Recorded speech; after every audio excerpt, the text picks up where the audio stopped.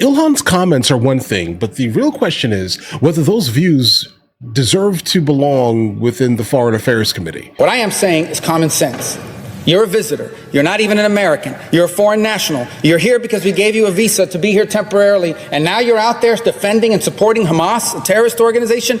You need to go. And as a New York representative, to hear the representative belittle, to try to diminish the worst terrorist attack on United States soil on September 11, 2001, as some people did something. CARE was founded after 9/11 because they recognized that some people did something. That is unacceptable. Free speech protects your right to say it, but it does not mean that you are going to be maintained on a super powerful Foreign Affairs Committee with that specific ideology. Thank you, Mr. Speaker. We've heard from my colleagues the reasons why the Representative Omar should be removed from this committee. But I feel like all the reasons have not just yet been stated, which is why I rise to add for the record.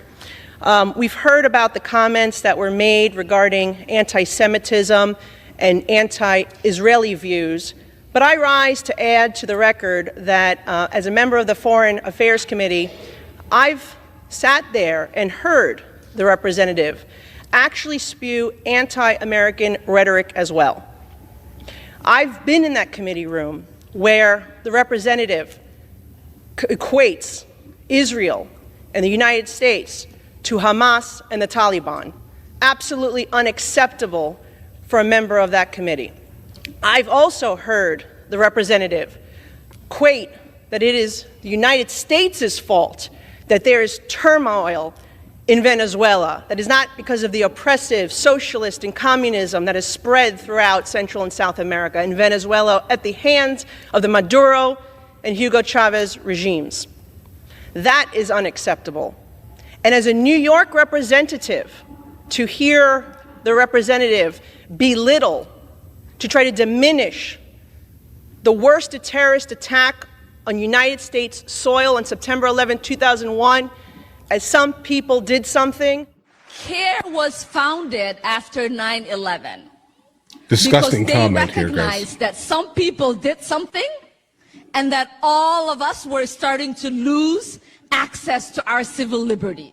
That is unacceptable as well. And I hold the same standard for this side of the aisle that I do the other. Because when another colleague on my side said something about 9/11, I also voted to have her removed from the Education Committee because I thought that was inappropriate. So I'm being consistent here, and I hope my colleagues will do the same to show that this is about consistency and accountability, because we should not have an individual with those views on the committee that is tasked with representing our country and our Congress to foreign nations. Look at it like this, for example, here. There are some states that absolutely do not allow, if you are a felon, you basically cannot vote. And why would you have that vote removed from you, for example? You may decide, based off of your now baked-in bias here, okay? You may decide to absolutely get rid of the law, policy, statute that put you in jail the first time, okay? Understand this here. Like, that is a gigantic fear that I think is in the back of the mind of a good amount of the lawmakers that have decided that felons should not be able to vote in certain places here. So now in walks Ilhan Omar with the ideology basically saying that the United States of America is terrible, everything that we do is bad, you're equating us to like super terrible people and organizations here, but yet you do not want to live anywhere else on this planet. If you cared, like if you had that much of an issue with the United States of America, you would not actually be here, but you in fact like the freedoms and Walmart. Some people did something, said a freshman congresswoman from Minnesota, to support and justify the creation of CARE. Today I am here to respond to you exactly who did what to whom. Madam, objectively speaking, we know who and what was done. There is no uncertainty about that. Why your confusion?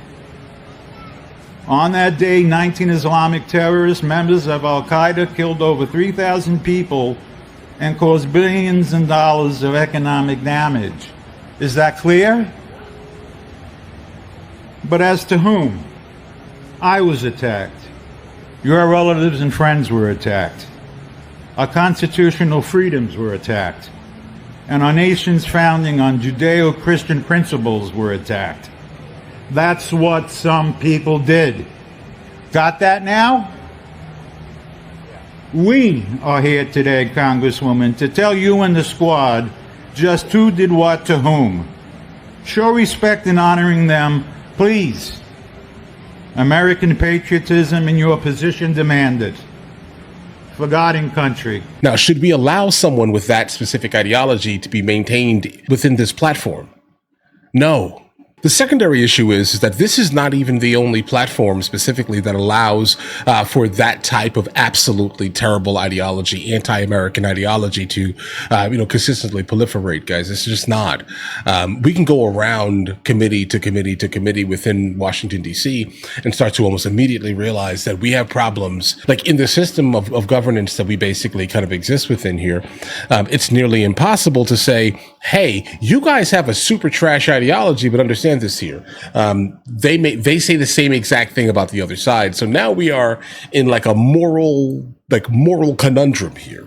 Okay. How do we allow for people to have like free thought, et cetera, but then at the same time, punish them for it? Like that's kind of my issue. It's like, listen, I absolutely think that the majority of what Ilhan Omar says is trash, right? Like, I don't think it's very American. I don't think that she has the best interest of America first. I think she specifically puts her community first, and I get it. That's what you're doing here. But the problem is that it's not beneficial to the overwhelming Americans within America. Remember when, after first calling Israel an apartheid state, Squad member Ilhan Omar tweeted this, quote, "Israel has hypnotized the world. May Allah awaken the people and help them see the evil doings of Israel.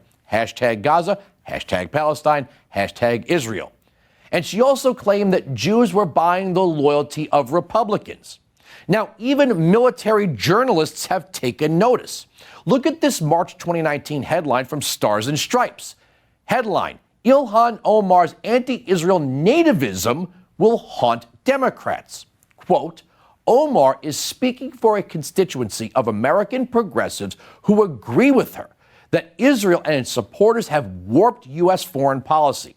At the 2017 convention of the Democratic Socialists of America, delegates chanted, "From the river to the sea, Palestine will be free," after passing a resolution to support the boycott, divestment, and sanctioning of Israel, or consider some of the ugly sentiments expressed by the original organizers of the 2017 Women's March. Too often, being progressive is synonymous with support for the negation of Israel. Omar claims she is a victim when facing criticism and that her words were willfully misunderstood, unquote. Yeah, Democrats are always misunderstood. You hate us, but you don't want to go anywhere else. Why would I want you in office? Right? Like think about this. Like, why would you want someone like that in office being able to sign their name on things that affect the overwhelming majority of Americans when you don't even like the country you're in? Do you think Ilhan Omar should be maintained within the Foreign Affairs Committee by any means here? Like, do you think that she should have the ability, with all of the brand new cases, all the fraud, all the et cetera, that's basically been popping up and her name has been circling around, right? Do you think that she should be maintained in any committee where she has the ability to set guidelines, policy, or the ability to decide what the United States of America spends money on while hating the United States of America? All right, listen, you guys all have an absolutely amazing day. If you guys are new here, please like and subscribe. And in the meantime, guys, I'll go ahead and catch you guys later.